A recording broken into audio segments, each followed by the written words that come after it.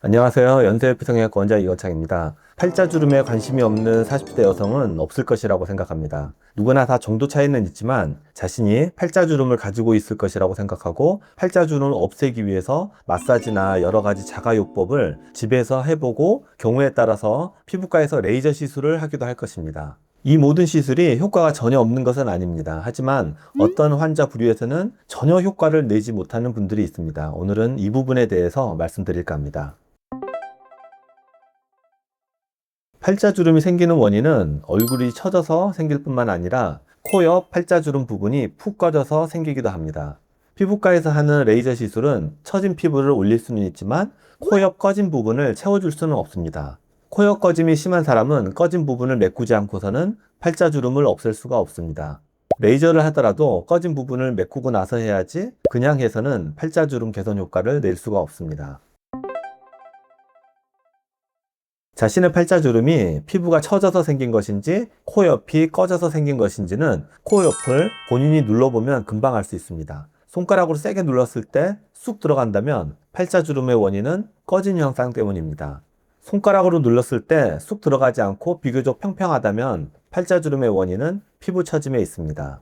피부 꺼짐을 해결하기 위해서 필러나 지방 이식을 고려해 볼 수 있고 보형물로 메꾸는 귀족 수술을 생각해 볼 수 있습니다.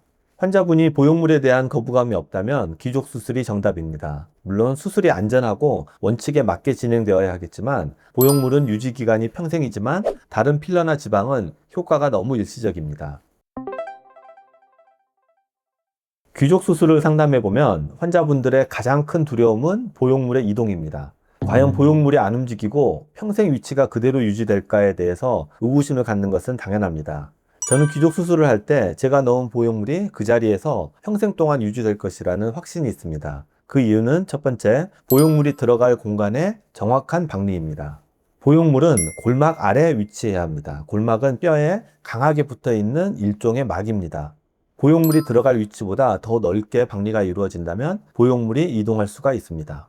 그래서 보형물의 입체적인 모양을 머릿속으로 그리면서 골막을 정확하게 박리해야 합니다. 두 번째는 보형물이 뼈 위에 위치하게 되는데 뼈가 절대 평평하지 않고 울퉁불퉁합니다. 이 울퉁불퉁한 모양에 맞게 보형물을 조각해서 넣어야지 보형물이 그 위치에서 그대로 유지될 수가 있습니다.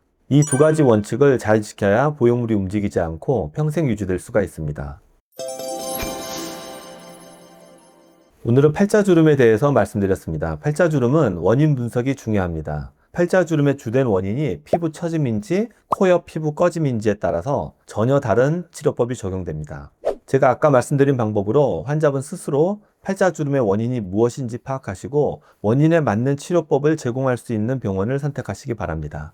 끝까지 시청해 주셔서 고맙습니다. 다음에 또 환자분들께 도움이 되는 영상으로 찾아뵙겠습니다.